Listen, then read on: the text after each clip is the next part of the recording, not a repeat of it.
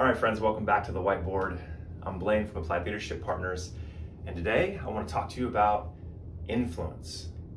Influence is a big word in our society right now, and it seems that everybody is trying to gain more influence, whether that's financial influence or social media influence. It's a big part of the world that we live in, and I think it's okay just to acknowledge that. And I also think it's important that we as leaders acknowledge that in order for us to truly be successful, we do have to have some level of influence.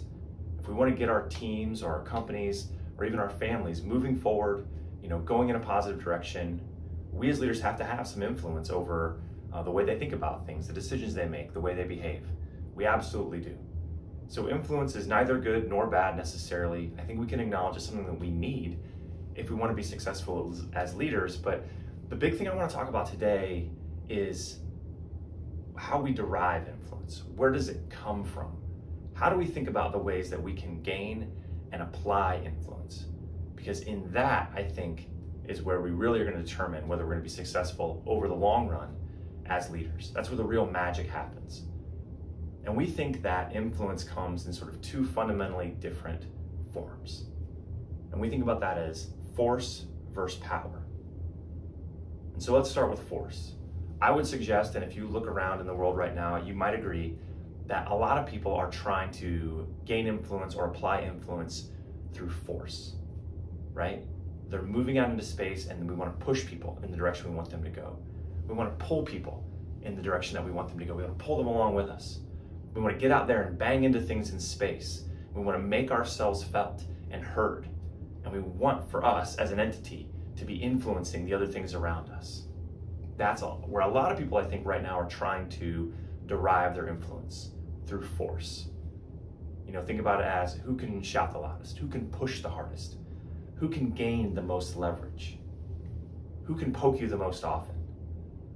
That's the way that influence is really being driven in our culture today. And I don't want to say it's necessarily bad. I just want to say that I think there's maybe a better way.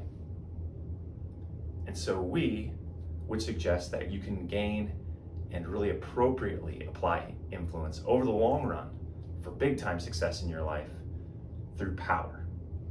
And so what does that mean? What does it mean to have power versus applying force?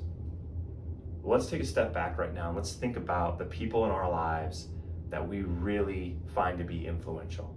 The people that we just kind of want to be around. The people who we look to for examples. The people who make it easy for us to be around them and just to listen and to follow their example. When we think about those people, or at least when I do, I would describe those people as calm. I would describe them as confident. I would describe those people as having integrity. I might describe those people as having gravitas. There's just something about them that makes me want to be around them, that makes me want to listen to what they have to say, that makes me want to be involved in their projects, that makes me just want to help out in any way I can. Not because they're going to throw me a paycheck, or not because they're going to put my name on their Instagram, or any of those things. I want to do good work for those people, and I want to support those people just because I want to, because I believe in them, because they have a certain level of gravity to them. And so let's think about ways that we as leaders can resist the urge to go out and apply force to gain influence, and instead ways that we might be able to do what I would call create our own gravity. Now, if you think about a celestial body, the sun or the earth or the moon, every body moving out there in space has a certain level of mass, and as a result of that, they apply a certain level of gravity on all the other things around them. They've got a certain gravitational force that's really just the result of them being where they are, and more importantly, being who they are. So the sun, great deal of mass, has enough gravitational pull to keep all 9 planets, or I guess maybe it's 8 planets now, all the planets orbiting around it. And the earth has enough mass, rotating on its axis, to keep the moon, our one moon, kind of in our orbit. And so it goes. And I think that can be true for leaders too. Now, this is a much slower, but I think ultimately a much stronger way to have real influence over people, to have that ability to build a culture, to have people doing things with excitement and enthusiasm in the long run. And I think we can do that just by starting off as as remembering who we are. Thinking about, what is it for me to sit here and be firm on my axis? What is it that I'm pursuing? What does my work really look like? What does my integrity really involve?